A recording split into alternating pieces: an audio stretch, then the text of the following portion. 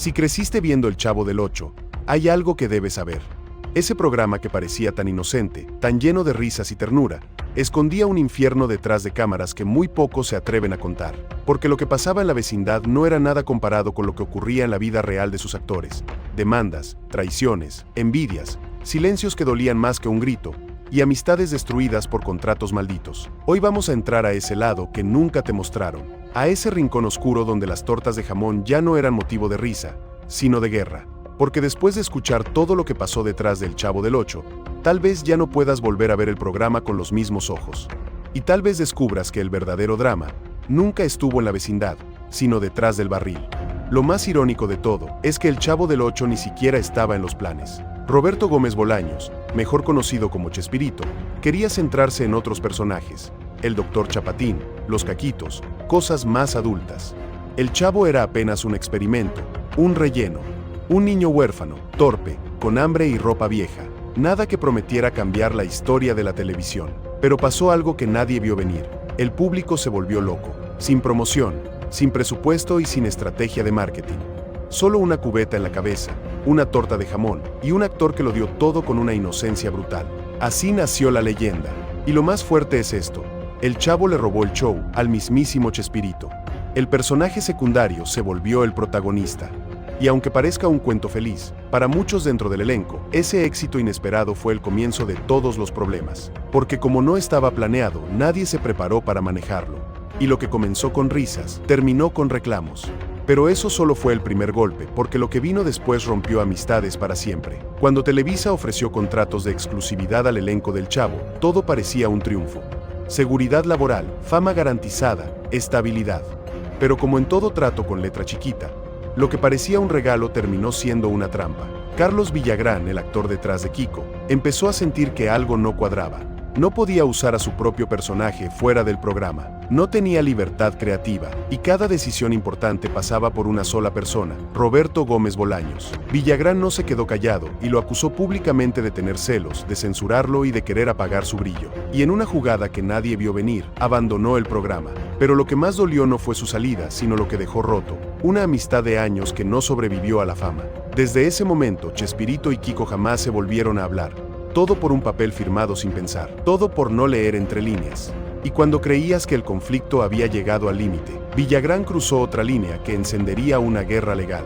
Después de dejar el programa, Carlos Villagrán no soltó al personaje que lo había hecho famoso. Se llevó a Kiko a otros países, lo presentó en circos, programas, eventos, como si el personaje fuera suyo.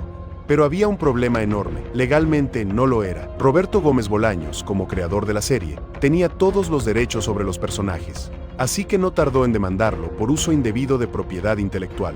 La batalla no fue solo en tribunales, también fue mediática. Villagrán se defendía diciendo que él había dado vida a Kiko y que nadie podía quitárselo. Pero para Bolaños, ese acto fue la gota que derramó el vaso. Simplemente era una traición disfrazada de independencia. La demanda fue clara y el daño irreversible. Dos íconos de la televisión infantil enfrentados como enemigos, y mientras el público no sabía a quién apoyar, el elenco sí, y por eso terminaron divididos para siempre. Y mientras las peleas estallaban a la vista de todos, hubo alguien que eligió otro camino, el del silencio. Un silencio que dolió más que cualquier palabra. Ramón Valdés fue uno de los personajes más queridos de El Chavo del Ocho.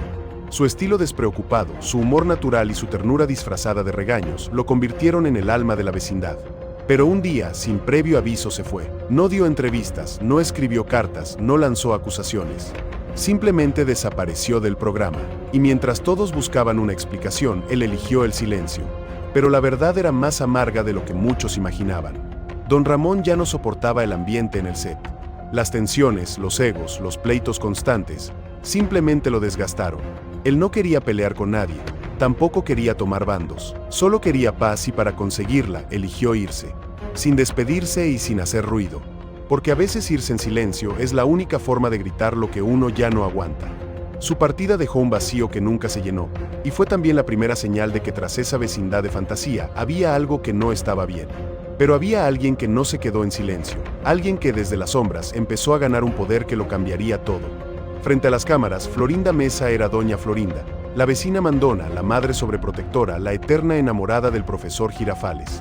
Pero detrás de cámaras, su papel era mucho más complejo. Florinda no solo era actriz en el programa, también era la pareja sentimental de Roberto Gómez Bolaños. Y eso con el tiempo le dio una influencia que pocos se atrevían a cuestionar.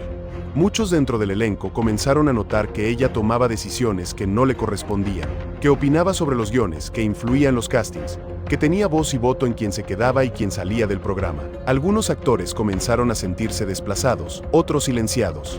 No faltaron quienes la acusaran de ser la mano que movía los hilos tras Chespirito. Pero lo más inquietante, nadie se atrevía a contradecirla abiertamente, porque cuando el amor se mezcla con el poder todo se vuelve peligroso. Florinda Meza era para muchos la reina sin corona de El Chavo del Ocho, y aunque su nombre no estaba en los créditos como productora, su influencia era indiscutible. Pero mientras ella ganaba poder, otra mujer del elenco decidió hacer justo lo contrario, pelear contra él, y lo hizo sola. Mientras muchos del elenco se resignaban a perder sus personajes, María Antonieta de las Nieves decidió pelear. Ella no iba a dejar que le quitaran a la Chilindrina, pues ese personaje no era solo parte del programa, era parte de ella, de su voz, su cuerpo, su historia. Durante años, enfrentó un juicio largo, costoso y agotador contra Televisa y los herederos de Chespirito. Muchos pensaron que estaba loca, otros que no tenía oportunidad, pero al final los venció. María Antonieta logró algo que ninguno de sus compañeros pudo: quedarse legalmente con los derechos de su personaje. Mientras otros enfrentaban demandas por usar sus nombres artísticos, ella podía presentarse donde quisiera como la Chilindrina, y todo sin pedir permiso a nadie. Fue un acto de valentía, de amor propio y de resistencia, pues era una mujer sola contra un gigante mediático. Y aunque esa victoria la distanció aún más del resto del elenco, la convirtió en la única voz oficial de la Chilindrina hasta el último de sus días. Pero mientras ella ganaba en los tribunales, otros empezaban a perder algo mucho más difícil de recuperar: el paso del tiempo. Uno de los mayores encantos del Chavo del Ocho era ver a adultos interpretando niños, un recurso simple pero efectivo. Nos hacía reír y nos generaba ternura, y funcionó durante años, pero el tiempo no perdona. Mientras los personajes seguían atrapados en esa vecindad sin cambios, los actores envejecían. Mientras los personajes seguían atrapados en esa vecindad sin cambios, los actores envejecían. Las arrugas ya no podían ocultarse, las voces empezaban a sonar forzadas, y la ilusión comenzó a romperse. El público no es tonto y notaba que algo ya no cuadraba, que esos niños ya no se veían tan inocentes ni tan espontáneos. La fórmula mágica que una vez conquistó a millones empezó a sentirse repetitiva, estancada, casi forzada, y con eso la risa perdió frescura. Porque cuando no hay evolución, lo que antes era entrañable se convierte en una caricatura de sí mismo, y los personajes se quedaron congelados en el tiempo. Pero mientras los años pasaban frente a las cámaras, detrás de ellas estallaba algo mucho más serio, una guerra de abogados que casi destruye lo poco que quedaba. Mientras el público seguía creyendo que todo era armonía en la vecindad, los juzgados contaban otra historia. El Chavo del Ocho fue durante décadas uno de los programas más exitosos de la televisión hispana, pero esa fama no venía acompañada de justicia, al menos no para todos. Hubo más de una docena de demandas internas entre el elenco, los productores y Televisa, disputas por derechos de autor, por regalías no pagadas y por contratos abusivos. Algunos exigían lo que creían justo, otros solo querían que los dejaran usar sus personajes. Y en medio de todo eso, la risa que se veía en pantalla era una máscara. Los tribunales se convirtieron en el nuevo escenario del elenco. Allí no había carcajadas, solo papeles firmados, abogados y palabras que dolían más que cualquier insulto. El programa que unía a millones frente al televisor dividía a sus propios creadores fuera de cámara. Y mientras el elenco se enfrentaba en los juzgados, desde afuera empezaba a llegar una amenaza aún más poderosa: la censura política. En los años 70, el Chavo del Ocho no solo enfrentaba tensiones internas, también empezaba a incomodar a los poderosos. Varios gobiernos de América Latina lo señalaron por ridiculizar la pobreza. Para ellos, mostrar a un niño huérfano viviendo en un barril y rodeado de adultos irresponsables no era humor, era una burla al pueblo. Hubo intentos reales de censura, reuniones políticas y quejas oficiales. Incluso se habló de sacarlo del aire en ciertos países. Pero algo inesperado sucedió. El público se levantó. La gente entendió que el Chavo no se reía de la pobreza, se reía desde la pobreza. Que ese niño sin hogar también tenía dignidad, ternura e inocencia. Y que en un mundo tan hostil, reírse un poco de la tristeza era una forma de sobrevivir.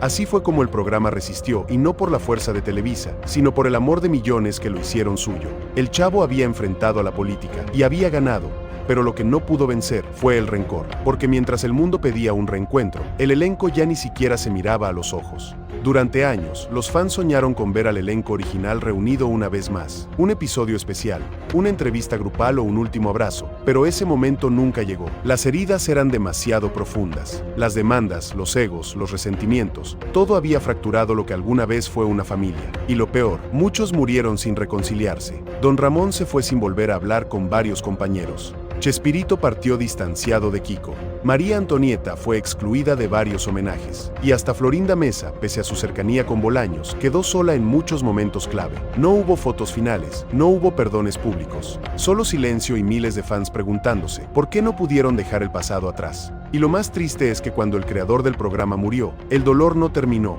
Cuando Roberto Gómez Bolaños murió en 2014, el mundo entero lo despidió como un genio del humor. Hubo homenajes, flores y lágrimas, pero también muchas ausencias.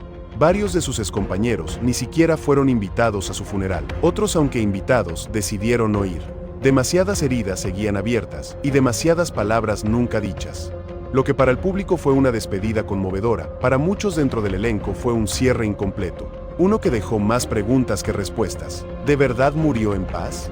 ¿Logró reconciliarse con quienes ayudó a hacer historia? ¿O se fue sabiendo que había dejado corazones rotos y amistades destruidas? El legado de Chespirito es inmenso, nadie lo niega, pero su final fue solitario. Dicen que el Chavo vivía en un barril, pero al parecer Roberto también. Y justo cuando el público pensaba que todo quedaría en el recuerdo, apareció un enemigo inesperado y silenció la vecindad por completo. Años después de la muerte de Chespirito, el Chavo del Ocho desapareció de la televisión, sin avisos y sin explicaciones claras. Un día simplemente dejó de emitirse en más de 20 países. La razón, una disputa legal brutal entre Televisa y los herederos de Roberto Gómez Bolaños. Ambas partes se reclamaban los derechos y ambos querían controlar el legado. Y en medio de esa pelea, millones de fans quedaron sin su programa. No importó que fuera parte de la cultura popular. No importó que generaciones enteras hubieran crecido con esos personajes. Cuando el dinero y el ego mandan, la nostalgia se vuelve prescindible. Por años, el Chavo fue el rey del entretenimiento en Latinoamérica, y de un momento a otro lo borraron del mapa. Las risas se apagaron, la vecindad quedó en silencio, y la historia una vez más fue escrita por quienes firmaban los cheques, no por quienes hacían reír. Pero lo peor es que mientras se peleaban por los derechos, el elenco original apenas había recibido una fracción de lo que su trabajo valía. El Chavo del Ocho generó millones, no solo en ratings, productos, muñecos, películas, camisetas, videojuegos. Un imperio comercial que cruzó fronteras y décadas. Pero hay un detalle que pocos saben. La gran mayoría del elenco nunca vio un solo peso extra por todo eso. Los contratos originales no contemplaban regalías. Solo Roberto Gómez Bolaños y Televisa controlaban el negocio. Los demás eran simplemente empleados. Actores que prestaban su rostro, su voz y su talento para enriquecer a otros. Mientras las ventas crecían, muchos de ellos vivían con lo justo. Algunos trabajaban en ferias, otros hacían giras por su cuenta. Y más de uno murió sin saber cuánto valía realmente su imagen. No fue falta de talento, fue falta de protección. Porque sin contratos inteligentes, el éxito puede convertirse en una forma elegante de explotación. Lo que el público veía como una familia feliz era en realidad una estructura donde solo unos pocos ganaban. Y para colmo, empezaron a circular rumores aún más inquietantes, como si una sombra oscura persiguiera a todo el elenco. Con los años, empezó a surgir una teoría perturbadora, que el elenco de El Chavo del Ocho estaba marcado por una especie de maldición. No era solo una coincidencia. Varios actores sufrieron enfermedades graves, muertes prematuras, tragedias familiares. Uno tras otro, como si algo invisible los persiguiera desde que terminó el programa. Ramón Valdés murió joven tras una dura batalla contra el cáncer. Angelines Fernández, la bruja del 71, también se fue entre sombras. Incluso Chespirito, en sus últimos años, se alejó del foco envuelto en soledad. Algunos decían que era el precio de la fama. Otros, que el programa había estado cargado de tantas tensiones, conflictos y malas decisiones, que algo simplemente se rompió para siempre. ¿Fue una maldición? ¿O solo la suma de años de dolor mal gestionado? Lo cierto es que el elenco que nos hizo reír como niños terminó rodeado de tragedias que nadie vio venir. Y aún así hubo quienes intentaron revivir la magia. Pero lo que vino fue un golpe directo a la nostalgia. En un intento por conectar con nuevas generaciones, Televisa lanzó El Chavo animado, una versión caricaturesca, brillante y modernizada de la vecindad más famosa de Latinoamérica. Y aunque en términos de audiencia fue un éxito, para muchos fans fue una traición. La esencia del programa parecía haberse perdido. El alma, la espontaneidad, los gestos únicos de los actores originales, todo había sido reemplazado por dibujos digitales y voces que no lograban emocionar igual. Los niños de ahora tal vez lo veían con gusto, pero quienes crecieron con el verdadero Chavo no podían evitar sentir que algo estaba mal. No era lo mismo, porque El Chavo del Ocho no fue solo un producto, fue una experiencia emocional, con gestos, miradas, silencios y momentos que ninguna animación podía replicar. Y aunque intentaron honrar el legado, terminaron dividiéndolo aún más. Y es que cada homenaje y cada intento de revivir la historia solo dejaba al descubierto algo más doloroso. Las heridas seguían abiertas, incluso después de la muerte.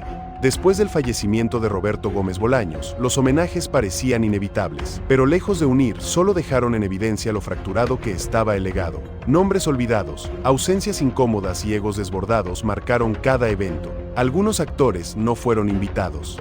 Otros boicotearon las ceremonias y las disputas personales salieron a la luz pública. Lo que debía ser un tributo sincero se convirtió en una batalla silenciosa por reconocimiento y poder. Las heridas que el tiempo no curó se hicieron visibles y el público comenzó a preguntarse, ¿quiénes eran los verdaderos responsables de tanta división?